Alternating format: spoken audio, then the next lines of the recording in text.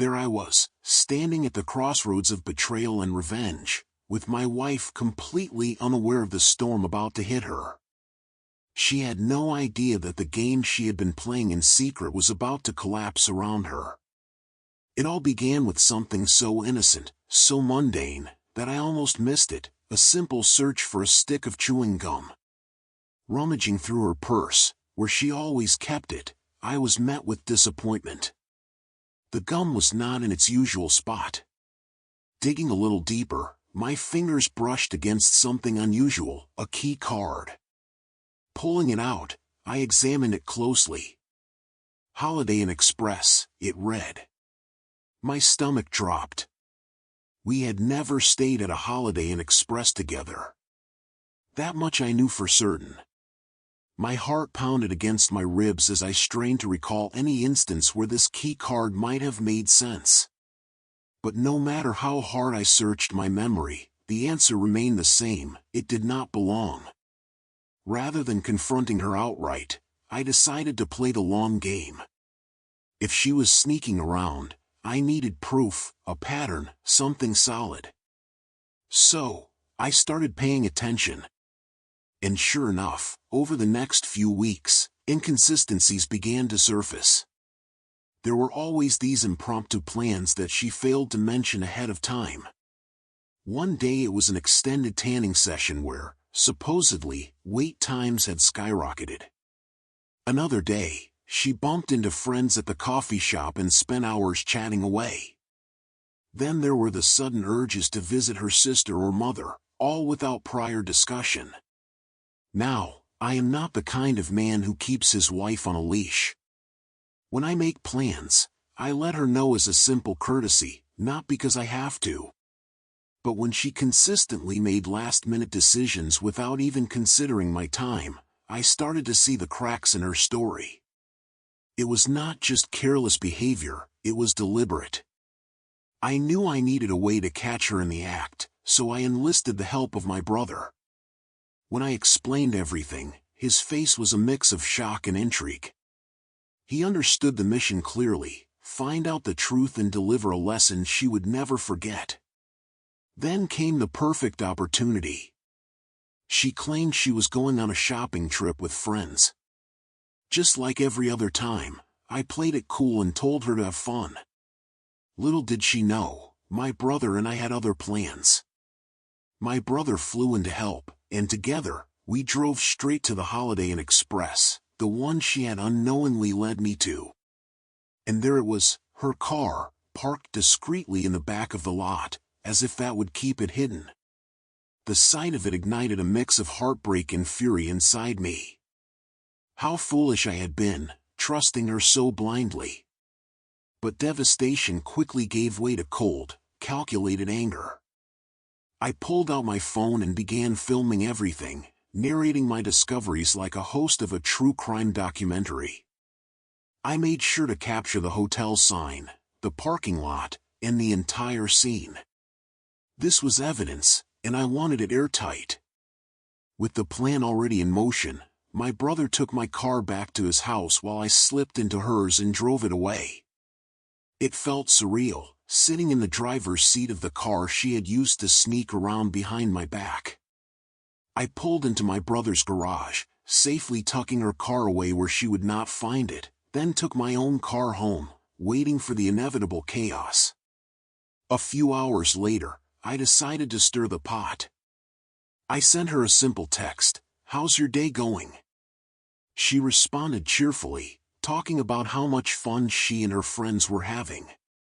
Oh, I was sure she was enjoying herself. I said nothing more, knowing the moment of reckoning was fast approaching. When she finally returned home, she was flustered, panicked.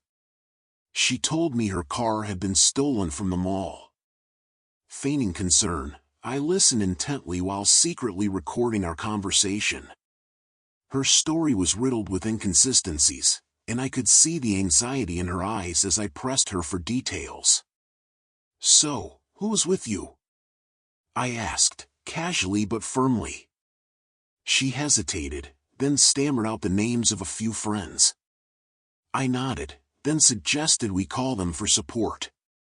That was when she started making excuses. One was not answering, another was busy, and the rest were somehow unavailable. I acted confused, asking her why she had not immediately called the police. Her face paled. As she tried to escape the conversation, I firmly told her to stay and call her friends right then and there. She froze, staring at her phone like it had suddenly turned to stone in her hands.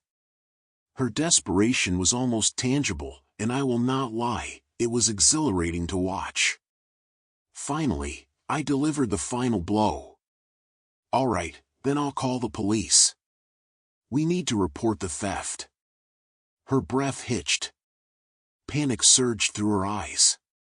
"Wait, that might not be a good idea," she muttered, her voice barely above a whisper. Feigning confusion, I picked up my phone and dialed. "Officer," I said, speaking to my brother, who was in on the plan. "My wife's car was stolen from the mall. She will provide all the details. Maybe we can check the surveillance footage?" Her face turned ghostly white. She knew. She knew the walls were closing in, and there was no escape. By this point, my wife was unraveling, spiraling into full-blown panic. I kept pressing her, question after question, demanding to know why she was not doing more to help. I asked about her shopping bags, and she stammered out some excuse about forgetting them in her sister's car because she was too stressed over the missing vehicle. I told her to call her sister and get them back, but she refused. That only made me push harder, determined to break through her lies. She would not crack, not yet, but that only worked in my favor in the long run. After what felt like hours of watching her squirm, pretending we were still waiting for the police to arrive, I had had enough. I looked her in the eye and told her plainly, if she was not going to put in the effort to recover the car or cooperate with the authorities, I had no choice but to divorce her. Her mouth fell open, but I was just getting started. She sat there in stunned disbelief as I pulled out my phone and, right in front of her, called a divorce attorney. I set up a consultation and marked the appointment right on the kitchen calendar where she could see it. That was when she started acting like I was the one being unreasonable, as if I was blowing things out of proportion. I kept my composure, letting her words bounce right off me. "I cannot stay married to someone who does not even care about protecting what we own together," I told her flatly. "At least now, I can see your true colors. But you know what would really set me off? If you had actually cheated on me. Now, that would be unforgivable. That would drive me over the edge." The second those words left my mouth, I saw it, the unmistakable flash of terror in her eyes. She was caught, and she knew it. I did not give her another second to compose herself. I told her to pack her things and get out.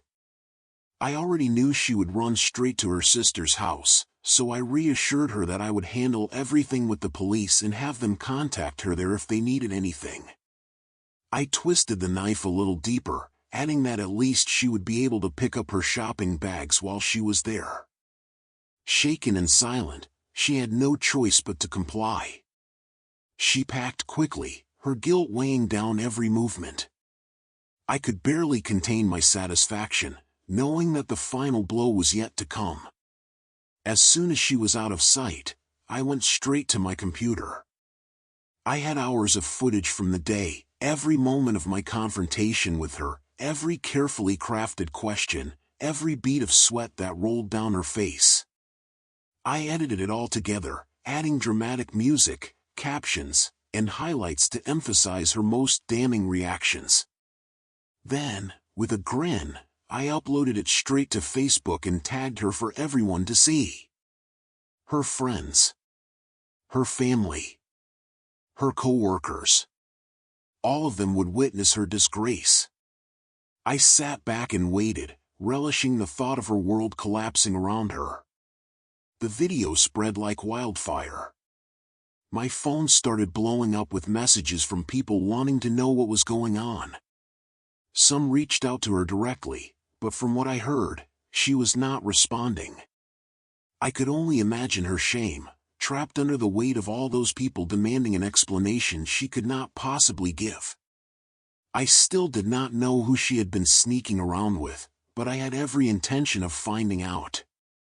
And when I did, I would make sure his life burned to the ground just like hers. In the end, she was left with nothing, no car, no home, no reputation. Just the crushing weight of her own regret. As for me, I walked away from it all stronger, wiser, and more determined than ever to live on my own terms. That, my friends, is how I left my cheating wife stranded at the very hotel where she betrayed me. Sometimes, karma has a funny way of working itself out. And in this case, it was a dish best served ice cold. Remember, always trust your instincts. Never let yourself be walked over. And when the dust settles, you just might realize that losing someone who deceived you was the best thing that ever happened. So, what do you think? Did I take it too far? Or was this exactly the kind of justice she deserved? Let me know in the comments below. And do not forget to subscribe, there is always more where this came from.